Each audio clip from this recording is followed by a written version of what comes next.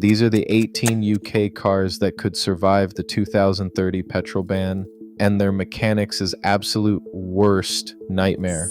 But what I'm about to reveal will change everything you think you know about the future of driving. I just spent 3 months investigating what happens when petrol cars become illegal. What I discovered will blow your mind. There are specific cars being built right now that have a secret loophole, a way to keep running long after 2030. We're talking about vehicles so bulletproof, so perfectly engineered, that even when the government bans petrol, these cars will still be legal to drive. But here's the twisted part. Mechanics hate these cars with a passion. One garage owner told me something that made my skin crawl. He said, "If everyone drove these cars, I'd be out of business tomorrow. They never break down." I found cars with engines that last 500,000 miles, transmissions that outlive their owners, electronics so simple they can't fail. The government doesn't want you to know about these cars. The car industry is trying to bury this information because if word gets out, it could destroy their entire plan to force everyone into electric vehicles. But there's a catch. These cars are disappearing from showrooms. Manufacturers are quietly discontinuing them. And the ones still available are being bought up by people who know what's coming. So which 18 cars am I talking about? And why are the people in power so desperate to keep this secret buried forever? Statutory Instrument 2024-125 sets out the boundaries of the 2030 petrol ban, but its fine print draws three clear lines in the sand. The first, hybrids. The law states, vehicles powered by an internal combustion engine in conjunction with an electric motor, where the electric system can propel the vehicle independently for a minimum of 30 kilometers on a full charge, shall be permitted for sale until 31st December 2035. That 5-year extension isn't a loophole, it's a deliberate carve-out. Full hybrids and plug-in hybrids like the Toyota Prius or BMW 330e qualify if they can run at least 30 kilometers on battery alone. Mild hybrids, which only support the petrol engine and can't move the car on electricity alone, are excluded. The Department for Transport, led by Keir Mather, insisted on this threshold. Only cars with true electric capability survive past 2030.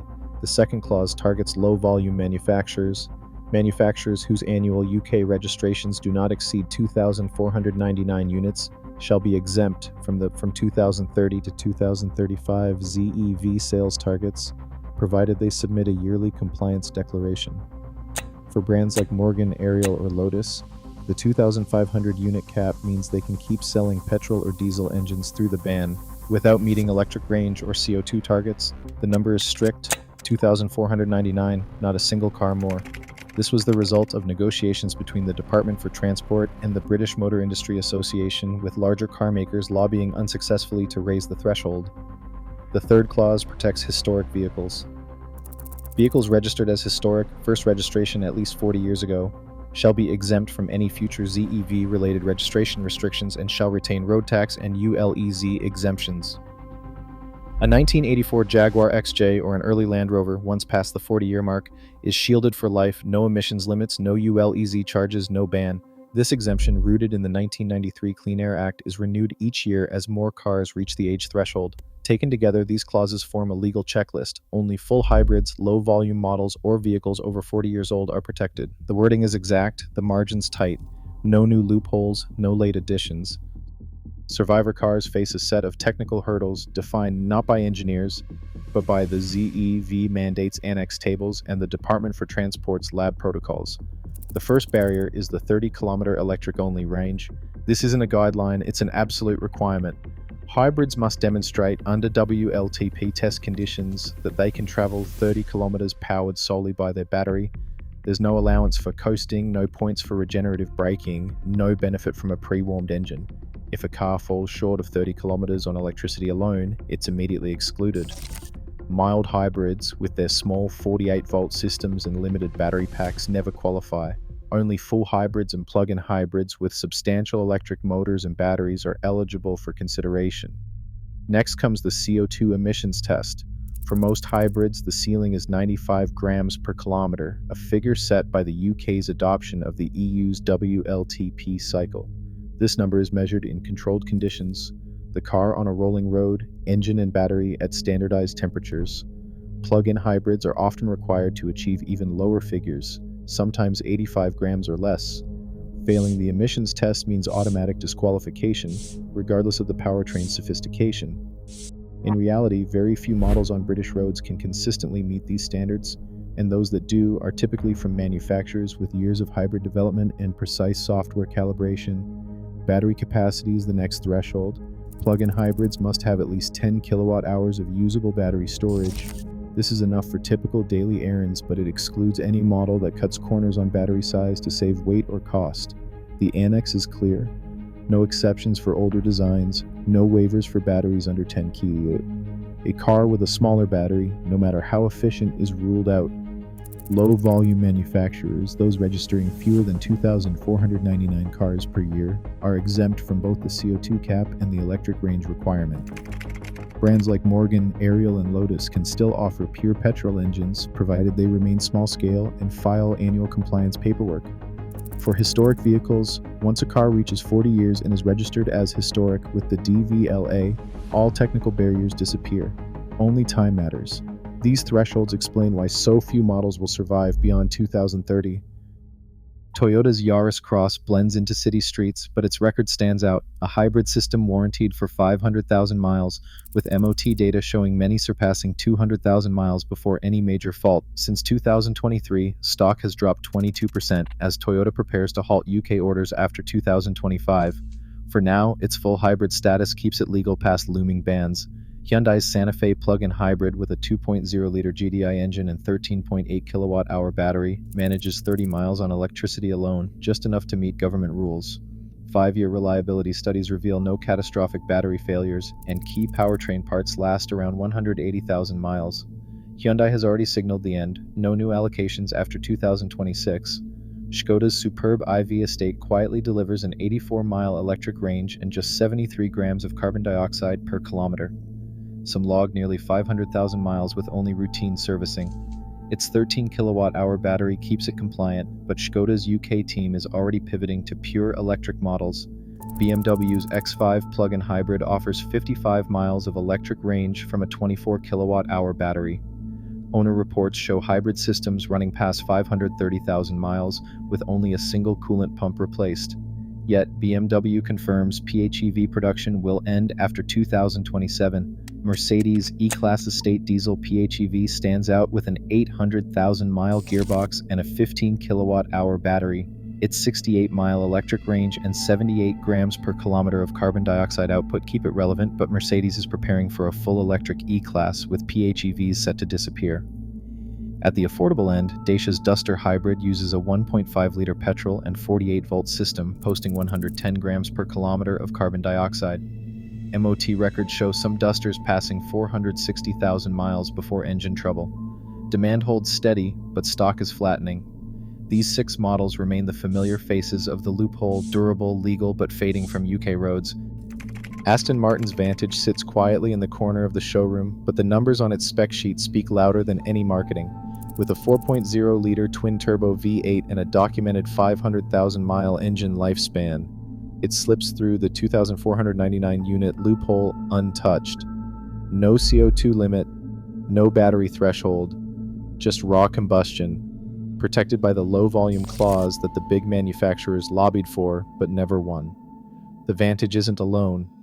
Every year, a handful of Morgans, Caterhams, and Ariels roll out of tiny workshops, each one hand-built, each one legally immune.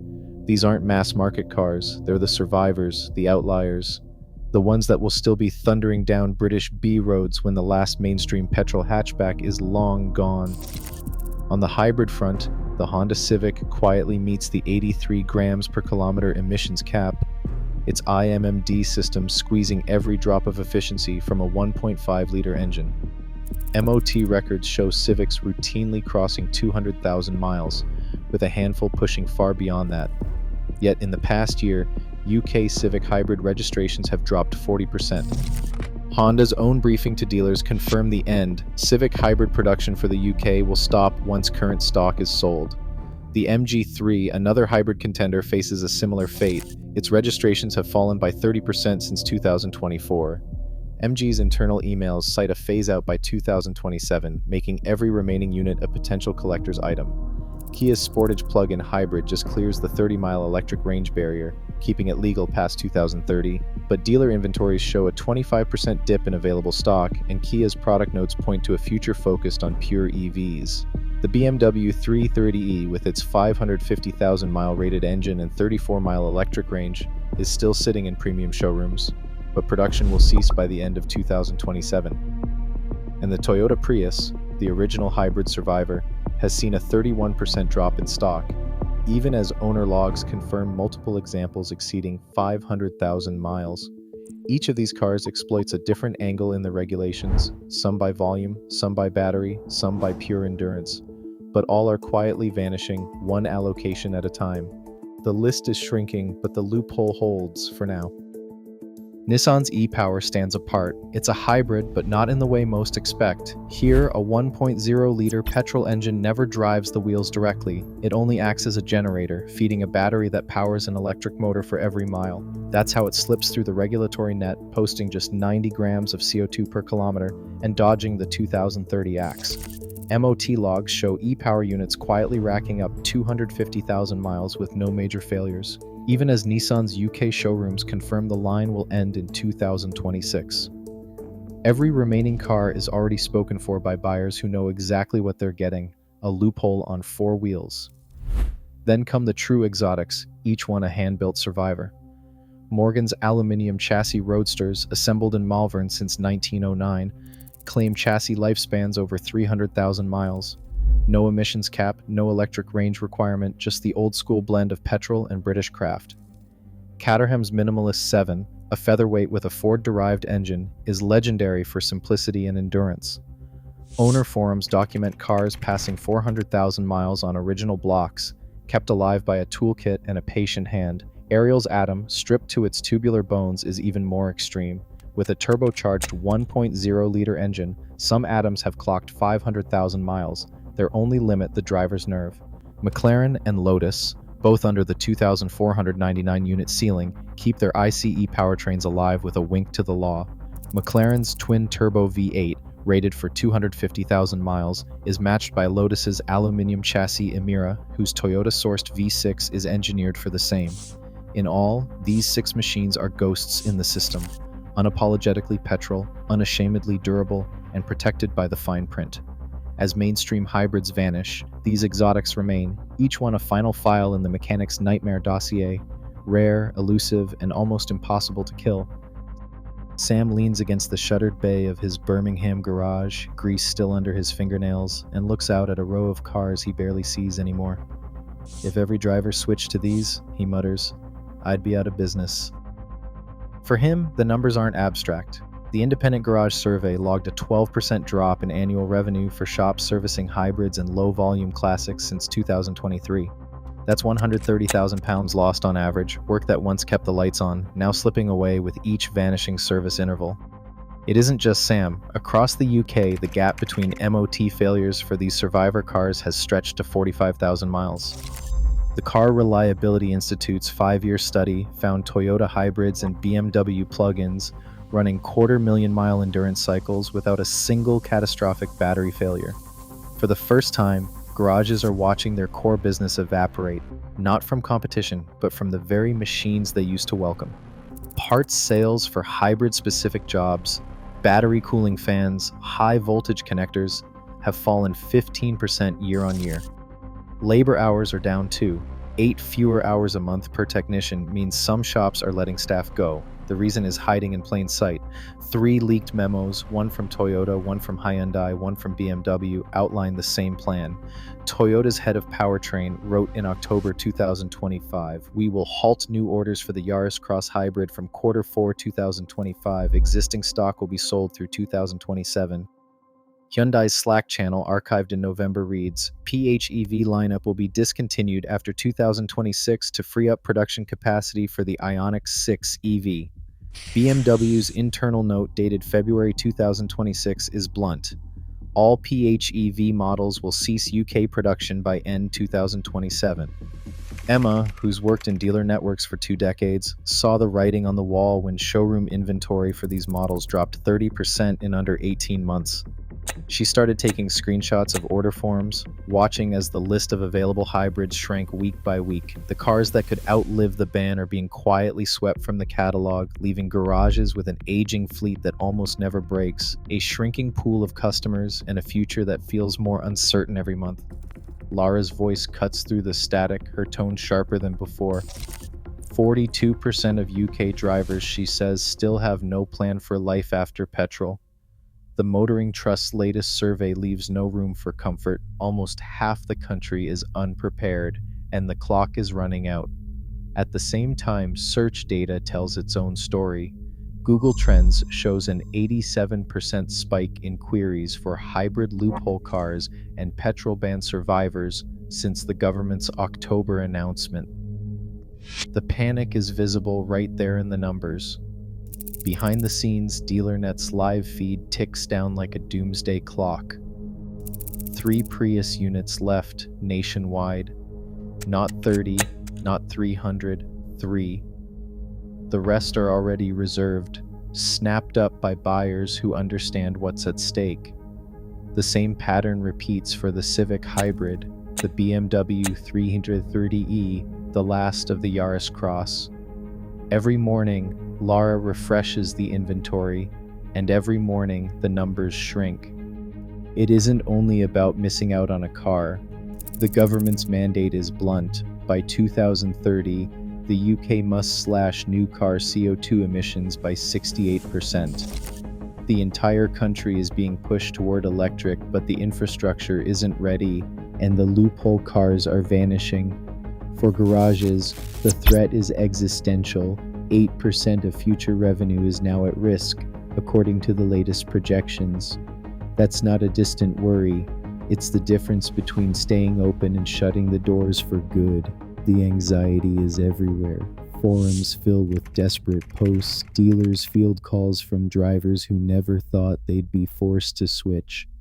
In the background, the DealerNet counter drops to 2. Lara whispers, "This is it. When the last one goes, that's the end of the line." For a moment, the whole country is holding its breath. The countdown is real, and there's no safety net waiting on the other side.